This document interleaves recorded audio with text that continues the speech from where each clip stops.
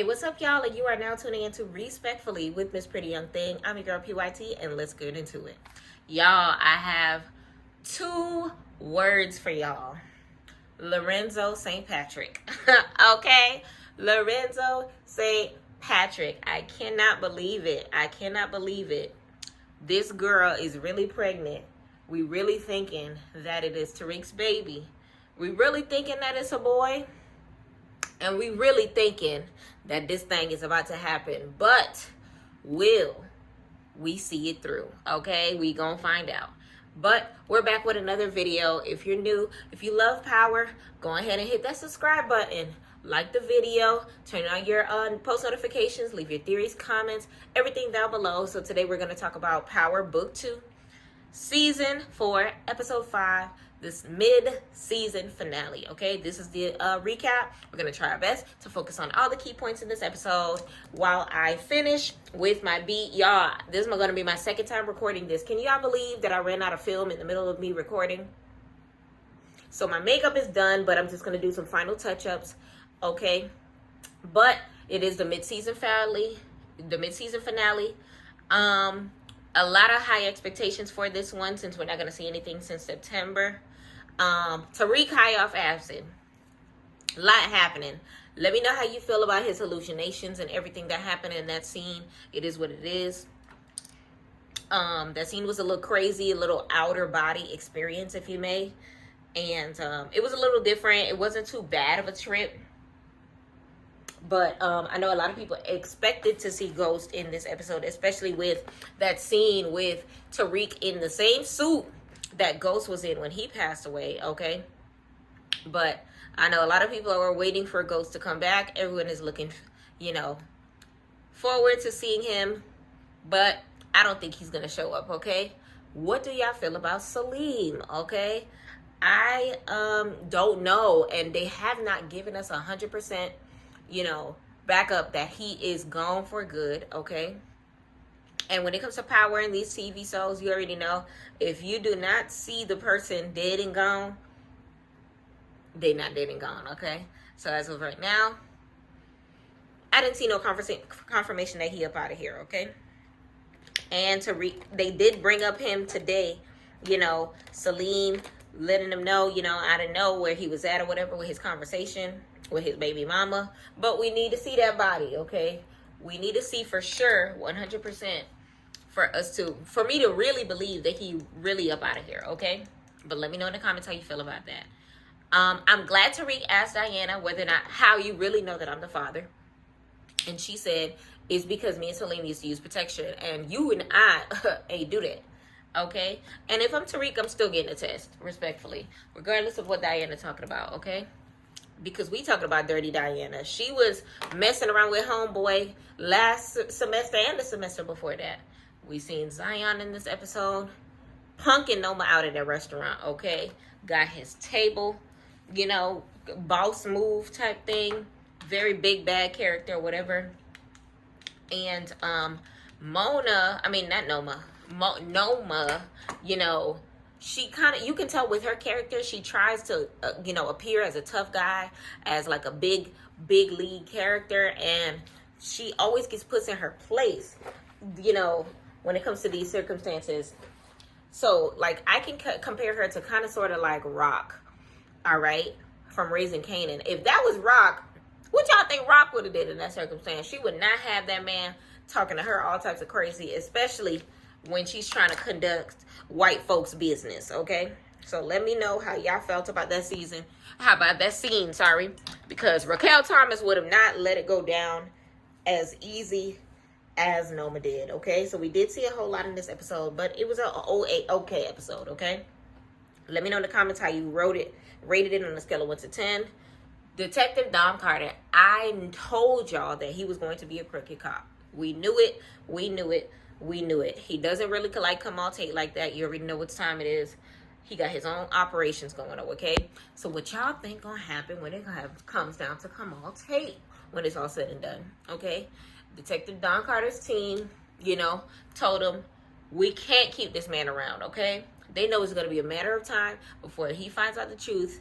And when that happens, it's going to be an issue, all right? Kamal Tate got a high chance of being dropped off, okay? And I am still wondering where the heck his brother is. Where is Rashad Tate? Okay? Still waiting to see whether or not his character is going to make a comeback in this series, okay? Not sure. You know, back in season 2, Kamal Tate got that promotion from Rashad Tate, okay? But we didn't see him at all in season 3. So now season 4, we're seeing more of Kamal Tate, but we haven't seen Rashad Tate. Okay, kind of interesting shift, but hopefully part 2, we end up seeing Rashad Tate, especially since this is the final season, and we kind of sort of want to see some of the characters that are left over. We know Rashad pissed off a lot of people, including RSJ, remember? And there's some characters that we are expecting to be popping up, but we haven't seen them pop up yet, okay? So, honestly, this show needs more episodes. It's too much that went on. It's too much still going on. But we're going to see how they're going to give us these last 5 episodes. We got to wait 2 months till September. And it is what it is, okay? But let's go ahead and hop right into this recap. If I miss anything, let me know in the comments down below. So what do we see in episode 5, mid-season finale, titled Ego Death, okay? So the episode starts off with TARIQ laid out on the floor. We know what happened the night before. All right. He not only kicked it with Anya, but yes, he clapped those cheeks, honey. Okay. On the first night. So we know that girl is a freak. Okay. Just like her mama. We know where she gets it from. Okay. And TARIQ still trying to keep tabs on Anya. All right. Getting her number, texting her throughout the episode or whatever. Trying to control the board just in case he has to make a move when it comes to Noma. Okay. In case she decides that she wants to try something. And of course, this is a very smart tactic. Chess, not checkers. Because we know with Noma, she gives a threat, okay? We get to Brayden finding out that Elle has sickle cell. And she's taking meds with white girl at the same time. And honestly, I don't feel bad for her. You know, she told Brayden not to feel bad for her either. She tells her that she does coke just to, you know, keep the pain away. It's kind of sad, but Elle honestly was doing too much in this episode. We know Brayden now has a soft spot for her and wants to protect her at all costs. When it's all said and done, I don't think it's going to work. Brayden, you know, you trying to defend Elle, snorting coke, doing all this white girl with her. And honestly, it's a bad look. And it's not going to end pretty. I don't think so. With the power parallels, we already know this type of storyline will not work out. Okay, so we go over to Monet, Tejada, and the family. Of course, family dinners do not go good. Okay, but she's trying to make sure that they're in good terms. Kane's not having it. He's not about to sit with and eat with people that try to take out his mama, okay? And we know he tells Diana having that baby is going to be the worst decision of her life, okay? So she's thinking about all the different things in her head. Kane tells Drew, how's your face, okay? He had him so pissed.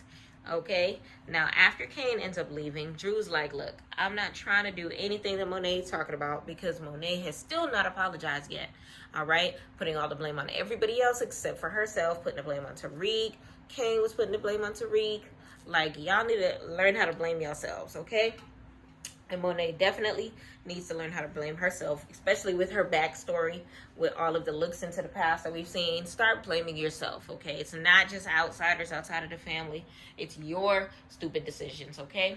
So we know Diana ends up telling Monet that it's not going to be easy getting the family back together, especially with all the stuff that they've been through. And we know Monet tells her mission is to make sure that the family is good and basically to make sure everything is okay to protect her grandbaby, okay? Abuelita, and I don't think it's going to work, respectfully. This whole thing with the baby, the storyline, it's giving, no, it's not flowing the way that it should. So we're going to see. But TARIQ and Brayden has a conversation. He tells her Diana is pregnant. He's the father, doesn't know how it happened, especially because it was only one night, you know. But he's all in his head. At the same time, he tells Brayden about him hooking up with Anya, okay? Brayden tells him, look, don't mess around with her. We do not need no sniffing around or whatever. It could mess up business, all right? But at that time, he does agree not to seek revenge at that time so that way they can focus on the business, okay? But we know he's not leaving Anya Covington alone, okay? So we get to Anya and Noma. And, of course, Noma finds the drugs in her bag, okay? So then from there, she asked her where she got the drugs. And Anya tells her she got it at an underground party at Stansfield, okay? So we know Noma starts digging around and ends up finding the circumstance later on in the episode. So Tariq and Anya end up having a conversation. Tariq is still pissed off that Diana gave the location on Tasha. They go back and forth, and she's like, how do you even know that I'm the daddy? Inquiring minds would like to know. Okay, and then she ends up saying that she never let Salim, hit Raw, but she let Tariq Raw dog her out. So that's how she knows that he's the father or whatever. And Tariq's like, I don't know. They end up talking about what's gonna happen and what Diana's gonna decide. She said she doesn't know yet, but if she does have the baby, she does not want the child being around the game, and she wants to be clean. And the people around her, they need to be clean as well, okay? So she tells Tariq she would let him know later on what she's going to do, okay? So Tariq had a pissed off look on his face, like, look, I cannot believe that I'm in this situation, and feels like he has no control over his life. But all I know is, listen, he can't just be, Tariq, don't be raw dogging no more girls, okay? But we get over to Kamal Tate, Detective Don Carter, whole task force or whatever. We know that Kamal wants to continue to press Tariq, all right? And we know that Detective Don Carter wants to put the pressure on the Tejadas. And it seems like his task force is not feeling Kamal, okay? But I don't think this is going to end well for him, all right? I don't think Kamal is going to, survive finding out what's really going on or whatever. But the game plan is to follow Tariq and the Tejadas to see who's going to lead them to the plug so that they can make a bust, okay? We know Detective Don Carter is going to be the one that catches Monet and Drew in the act, all right?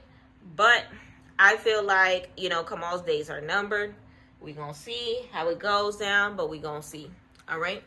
So Noma, she decided to question Effie about what she found from her daughter Anya, and she believes that it's Effie's that is sold it to the daughter. Effie's like, no, this is not me. I have nothing to do with this party. No, that ain't got nothing to do with me. So she knows that it is Tariq. Look on Effie's face. You could tell she might be gonna take out Tariq, okay? And that Effie was trying to protect him, okay? But you could tell by the look on Noma's face that Effie most likely is holding something from her and probably still has feelings for Tariq, which we know, and believe so, Like, remember when Noma confronted Effie and told her that, didn't you used to sleep with him? And Effie had that same look on her face, okay? And it's this whole Tariq-Effie situation may be exposed soon, and it's not looking too good for Effie, especially if they find out, the intel she gives her. So Davis McLean keeps losing workers at his law firm. It's not looking good because it's the last thing that he wants, but it is what it is. But we know Tariq and Braden comes up with his cut. Perfect time. He really needs the money with all of the stuff that he's going through, okay? So they end up giving us the Drew Tejada little art story or whatever, But he ain't talked about drawing this since in the past 3 seasons. But we know he didn't want to really be on the drug game. He wants to focus on art, okay? And as far as his storyline with the art, I don't think it's going to play out. I feel like he's not going to make it through the season. He's too deep in the drug game, especially dealing with Detective Don Carter later on in the episode. I don't think it's in Drew's cards to do, what he wants to do. All right, so Braden, held up by Zion. Zion understands that the Russians, got hand up in the season, but they still are able to get work. And he's like, who's, their connect, who's supplying them? What's going on? You got to know something. Okay, he talking about loyalty. Let me know what time it is, okay? So, of course, Braden ends up telling him about the Noma situation and her supplying the Russian. And that's how Zion knew, and ended up being able to confront Noma at the restaurant later on in the episode. So, Zion called him a tiny Tommy, which I did call him a little Tommy before. And, Braden gave that news up and sang like a canary, which is going to make him look good in his eyes. But at the same token, it's one of those things where it's just like, Braden keeps open his mouth. And I don't know how this is going to work for him because he's talking entirely too much. Doesn't matter what Zion is doing, but whatever. Go to No Man Kane. Go in to confront Tariq, okay? And Tariq at the party, listen, I ain't selling no drugs. I don't know what you're talking about. This is just a party. And Kane is like, I know where he's lying, and he's lying right now, okay? So they want to take Tariq out right then and there. Kane is just like, look, if I got to drag you out, let me know. Tariq sees Anya. So he goes ahead, walks to her, and creates a distractor. Once Noma sees her daughter, things change. Anya's like, oh my God, you following me? You know, basically changing Noma's whole game plan, okay? So she tells her, I'll see you again or whatever, telling Kane that she got to make sure that she chooses her next moves real carefully because she does not want her daughter knowing about the business. So we know it's going to be issues with the two, but that was a great chess move by TARIQ, okay? Having Anya there messed everything up, and you know, he's going to have to deal with Noma and Kane, okay? So Brayden in the back, snorting coke. TARIQ calls him, catches him in the act, okay? And he's like, look, you was over here snorting coke while I'm dealing with Anya. They going back and forth of what's going on with Noma and things like that. And he's like, look, I'm going to talk to you later. Elle is just like, look, don't worry about me. I know everything. So now TARIQ is heated because now he knows Brayden has been running his mouth to this little girl. And he's like, no, she figured it out. And TARIQ's like, this girl is a liability. She knows too much. I understand what Brayden was saying as far as him, TARIQ always looking out for himself, which is true.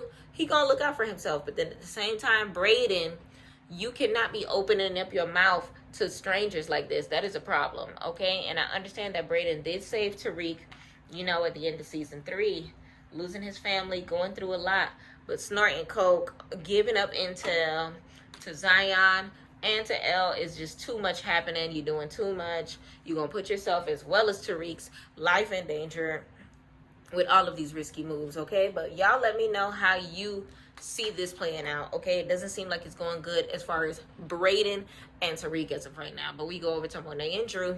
And Monet finally apologizes, okay? She finally puts blame on herself for what she has done, all right? And Drew now sits down, has this conversation with her. And we know Monet wants to keep the family together, or at least help the family get back together, okay? And she understands that she wants to get back into the game and make some moves. And Drew is just like, I'm pretty much done with the game. And he is willing to help her out.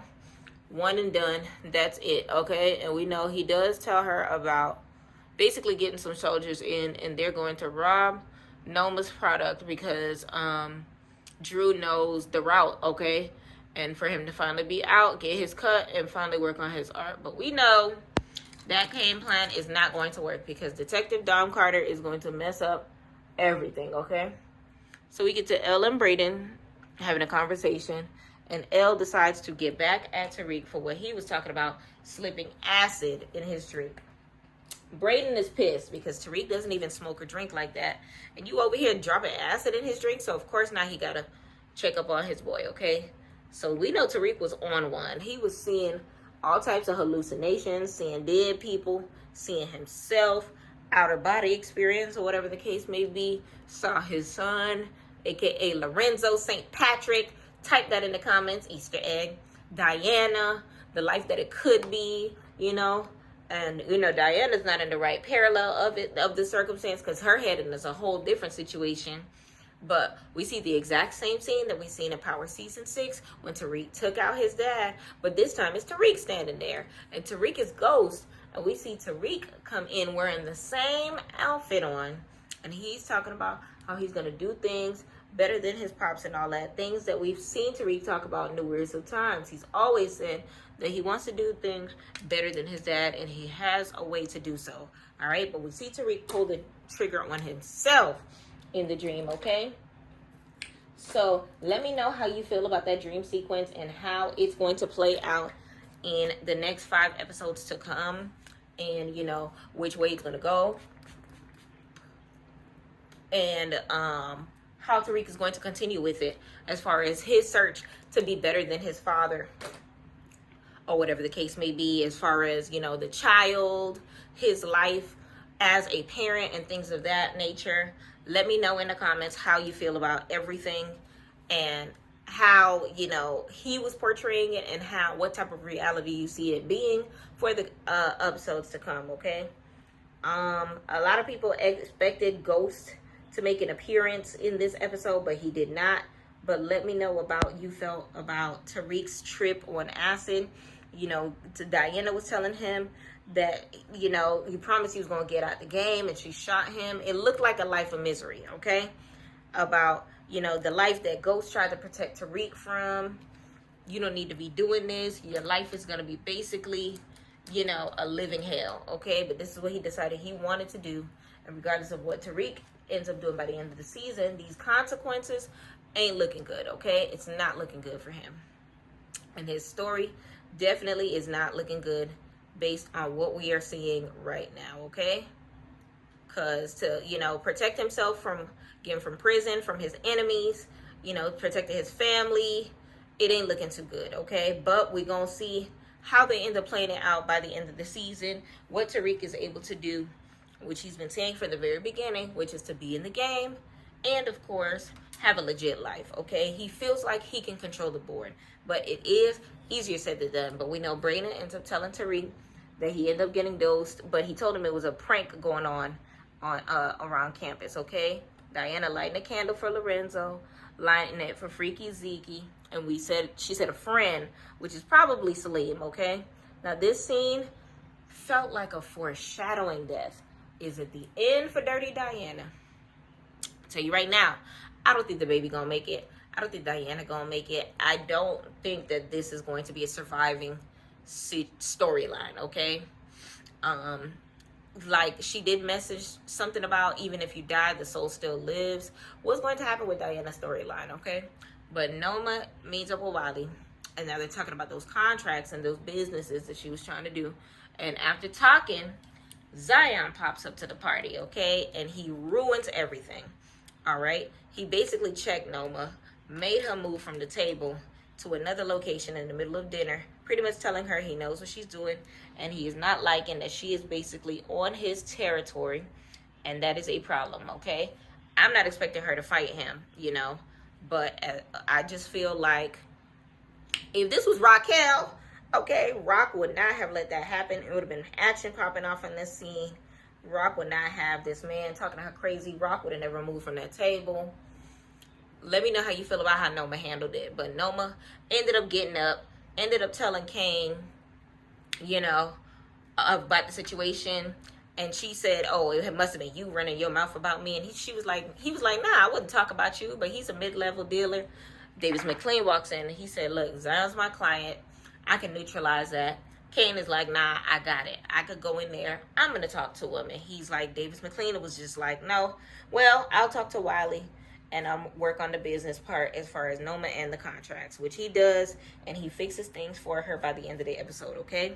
So Kane goes with Noma to talk to Zion, and we know Zion is still very disrespectful right in front of Kane's face this time, and of course Noma, okay? And Kane is just like, look, you keep running your mouth, let's just take it to the ring, okay? So, honestly, Dougie Fresh ends up playing the character in the ring who notices the Brad's knuckles later on in the fight, but Kane is able to put them hands on Zion, okay? It was an unrealistic fight, but, you know, Kane did get shot at the end of season 3. They made that not in the matter because Drew did a crazy car crash, got hit a bunch of times like he got 9 lives. Monet lost a whole kidney damn near. She over here popping perks, and she back at it just like that. So honestly, I'm not surprised that Kane was able to fight after getting shot in season 3, a professional fighter, and Zion got disqualified off the brass knuckles. It was stupid, it was crazy, whatever. So Kane tells Noma he knows not to mess with you now, and Noma's like, screw all that. We need to be ready because we know he's going to retaliate. His ego was hurt, and she's right because Zion is not done yet, okay? So Brayden and Tariq having a conversation. Brayden tells Tariq he had to tell Zion about Noma. He was upset a little bit, but Brayden was just like, look, he was about to take me out, okay? Tariq was like, I'm tired of being a pawn, being punked out by everybody. It's time for me to control the whole board. I'm about to be a father, so I got to make sure that I control everything in order to protect my family, okay? And basically, I got to become, you know, the big head honcho of the circumstance. I got to be the king of every moment, okay? And Brayden is down with it. So Tariq does say that he got to use every part of his dad, the good parts, the bad parts, the ugly, put it all together in order to defeat his enemies. He needs to gain leverage, okay? And can't waste any more time, okay? he's back with Anya, make sure that he has her by his side, because when it's all said and done, that is Noma's weakness. And that's going to allow Tariq to have more control on the board, okay? So we get to Detective Don Carter. I don't know if he was on shrooms or if he had a lace blunt, but it was just like a whole bunch of funky stuff happening in that scene in his house. There was nobody in the room with him talking to Denise, his dead wife. She is gone. She's up out of here. But Detective Don Carter does this apparently every single day. Like, that's his routine. He needs to see a psychiatrist because the hell.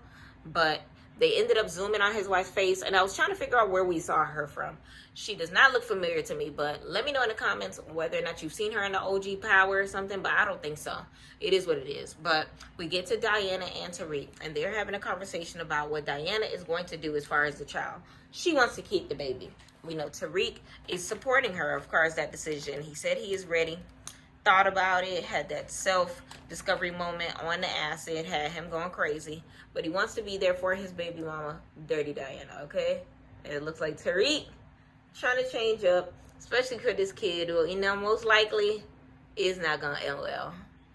We get to Noma, happy as hell, and Davis McLean was able to smooth things up with Marley Adams. So she's good as of right now as far as doing potential clean business in the United States. So we know they end up hooking up. Davis McLean clapped Noma's cheeks, okay? So now, Kane has clapped her cheeks.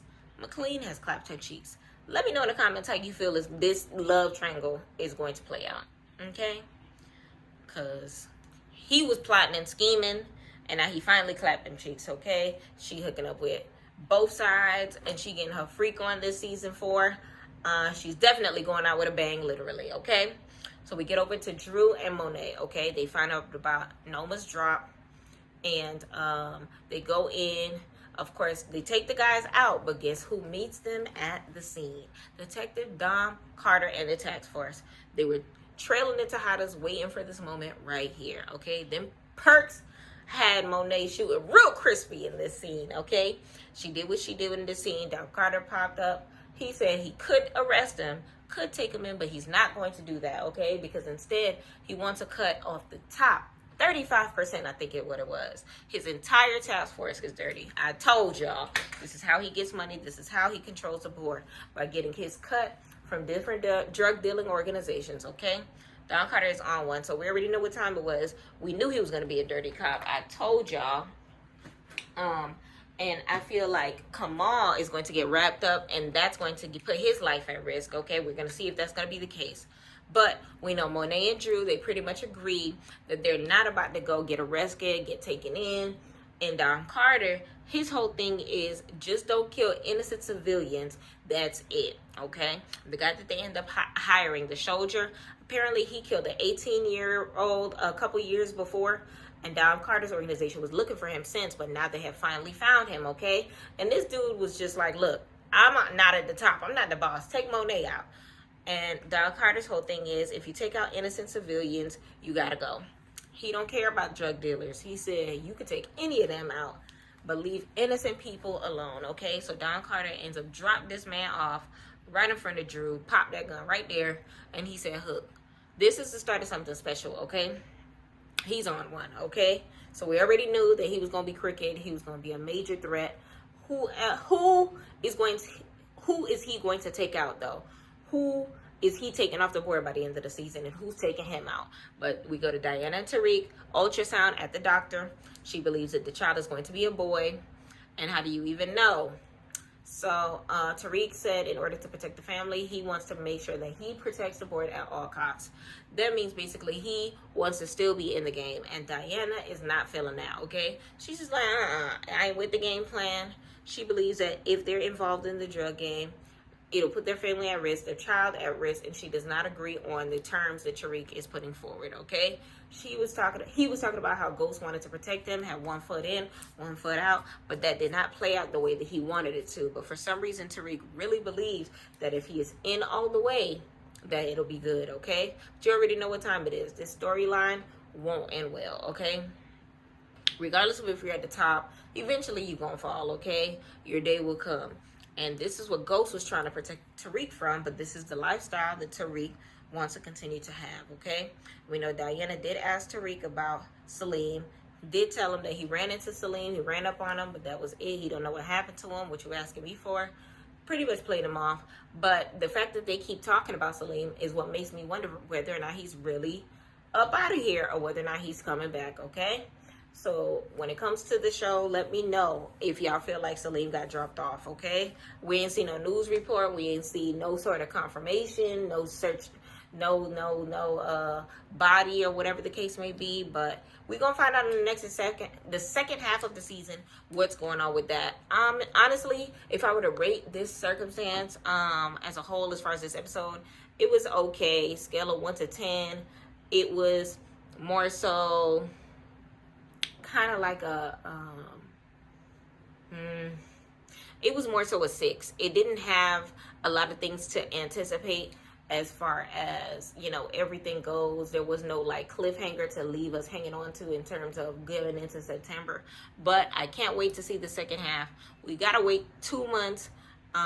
It's a little bit of time, but we should go by real quick, okay? I'm super excited to see what's going on with it. I'm pretty sure we're going to see another official trailer where we can continue to talk about any of our other theories and things of that nature. I feel like we should go ahead and feel free to spam the comments. Let me know what you feel like some of the things that are to come are going to be. Let me know who you feel like is going to make it into, you know, a spinoff. Let me know who you feel like deserves, you know, to be dropped the hell off. Let me know which one of the Tejadas you feel like are going to survive. These are my theories. I feel like Kane is going to be the lone survivor of the Tejadas. I don't know whether or not I feel like Diana is going to make it or not make it, but I don't see her and TARIQ playing house. So either Diana is going to survive and the baby is not, or the baby is going to survive, Diana is not, or both are just going to be clipped. Okay, Drew, I feel like Drew is going to be taken out, and I feel like Monet is going to end up in jail. I feel like Brayden either needs to get his ish together, or his situation is going to end up messing up him and TARIQ's situation. I feel like Effie is going to get taken out. And I feel like either Effie is going to get taken out by Noma or Effie's going to get taken out by Kane. I feel like Noma's not going to survive either. No, she's not. Davis McLean might be one of the last men standing. Remember how, listen, he's going to survive, respectfully. He's always on the winning team. And I feel like he's playing chess. And he is, you know, trying to make sure he's good in every hood, so that he can survive the nuclear bomb by any means necessary. But let me know how you feel about all my predictions. Let me know who you think we're going to survive.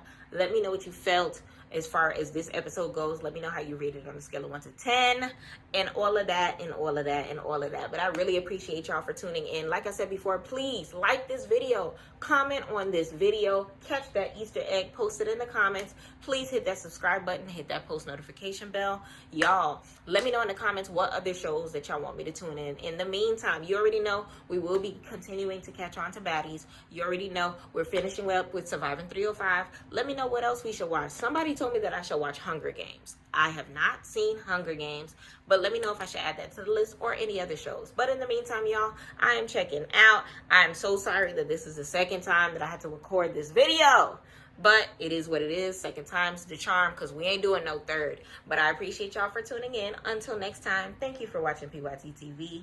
Respectfully.